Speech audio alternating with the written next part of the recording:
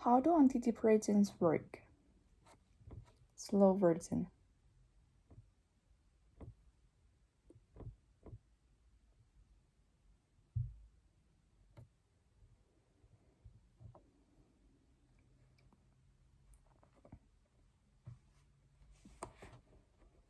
In the 1950s, the discovery of two new drugs sparked what would become a multi-billion-dollar market for antidepressants. Neither drug was intended to treat depression at all. In fact, at the time, many doctors and scientists believed psychotherapy was the only approach to treating depression. The decades-long journey of discovery that followed revolutionized our understanding of depression and raised questions we haven't considered before. One of those first two antidepressant drugs was ipronizt, which was intended to treat tuberculosis. In a 1950s trial, it not only treated tuberculosis, it also improved the moods of patients who were previously diagnosed with depressions. In 1956, a Swedish clinician observed a similar effect when running a trial for imipramine, a drug for allergic reactions. Both drugs affect a class of neurotransmitters called monoamines. Discovery of these antidepressant drugs gave rise to the chemical imbalance theory, the idea that depression is caused by having insufficient monoamine in a brain synapses. Ipronizt, imipramine, and other drugs like them were thought to restore that balance by increasing availability of aminoamines in the brain. These drugs targeting several different monoamines, each of which act on a wide range of receptors in a brain. This often meant a lot of side effects, including headaches, grogginess, and cognitive impairments, including difficulty with memory, thinking, and judgment. Hoping to make the drugs more targeting and reduce the side effects, scientists began studying existing antidepressants to figure out which specific monoamines were most associated with the improvement in depression. In the 1970s, several different researchers converged on an answer. The most effective antidepressants all seem to act on one monoamine called serotonin. This discovery led to the reduction of fluoxetine, or project, in 1988. It was the first of a new class of drugs called selective serotonin reuptake inhibitors, or SSRIs, which block the reabsorption of serotonin, leaving more available in the brain. Projects work well and have few side effects that older, less targeted antidepressants. The maker of Project also worked to market the drug by raising awareness of the danger of depression to both the public and the medical community. More people came to see depression as a disease caused by mechanisms beyond an individual's control, which reduced the culture of blame and stigmatization surrounding depression, and more people thought have. In the 1990s, the number of people began treated for depression skyrocketed. Psychotherapy and other treatments fell by the wayside, and most people were treated solely with antidepressant drugs. Since then, we've developed a more numerous review of how to treat depression and what causes it.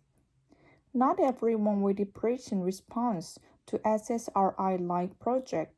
Some respond better to drugs that act on other neurotransmitters, or don't respond to medication at all. For many, a combination of psychotherapy and antidepressant drugs is more effective than either alone. We're also not sure why antidepressants work the way we do. They change monoamines level within a few hours of taking the medication, but patients usually don't feel the benefit until weeks later. And after they stop taking antidepressants, some patients never experience depression again, while others relapse. We now recognize that we don't know what causes depression or why antidepressants work. The chemical imbalance theory is at best an incomplete explanation. It can't be a coincidence that almost all antidepressants happen to act on serotonin. But that doesn't mean serotonin deficiency is the cause of the depression. If that sounds odd, consider a more straightforward example. Steroid cream can treat rashes caused by poison ivy. The fact they work doesn't mean steroid deficiency was the cause of a rash. We still have a way to go in terms of understanding this disease. Fortunately, in the meantime, we have effective tools to treat it.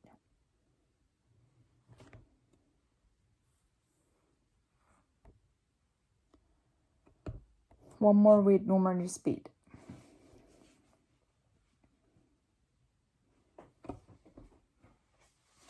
In the 1950s, the discovery of two new drugs sparked what would become a multi-billion-dollar market for antidepressants. Neither drug was intended to treat depression at all. In fact, at the time, many doctors and scientists believed psychotherapy was the only approach to treating depression. The decades-long journey of discovering that followed revolutionized our understanding of medication and raised questions we have considered before. One of those first two antidepressant drugs was ibuprofen, which was intended to treat tuberculosis. In a 1950 trial, it not only treated tuberculosis, it also improved the movement of patients who had the previous diagnosis with depression. In 1956, a Swiss clinician observed a similar effect when running a trial for imipramine, a drug for allergic reactions. Both drugs affect a class of neurotransmitters called monoamines. The discovery of antidepressant drugs gave rise to chemical imbalance theory, the idea that depression is caused by having insufficient monoamines in the brain's synapses. Ibuprofen, imipramine, and other drugs like them were thought to restore the balance, increasing availability of monoamines in the brain. These drugs target several different monoamines, each of which acts on a wide range of receptors in the brain. These often meant a lot of side effects, including headache, grogginess, and cognitive impairments, including difficulty with memory, thinking, and judgment. Hoping to make the drug more targeting and reduce side effects, scientists began studying existing antidepressants to figure out which specific monoamines was most associated with the improvement in depression. In the 1970s, several different researchers converged on an answer. The most effective antidepressants all seem to act on one monoamine called serotonin. This discovery led to the production of fluoxetine, or a project, in 1988. It was the first of a new class of drugs called selective serotonin reuptake inhibitors, or SSRIs, which block the reabsorption of serotonin, leaving more available in the brain. Projects work well and have few side effects, older, less targeting antidepressant. The maker of projects also work to market the drug by raising awareness of danger of depression to both the public and the medical community. More people came to see depression as a disease caused by mechanisms beyond individuals' control, which reduced the culture of blame and stigmatization surrounding depression, and more people sought help. In the 1990s, the number of people being treated for depression skyrocketed. Psychotherapy and other treatments fell by the wayside, and most people were treated solely with antidepressant drugs.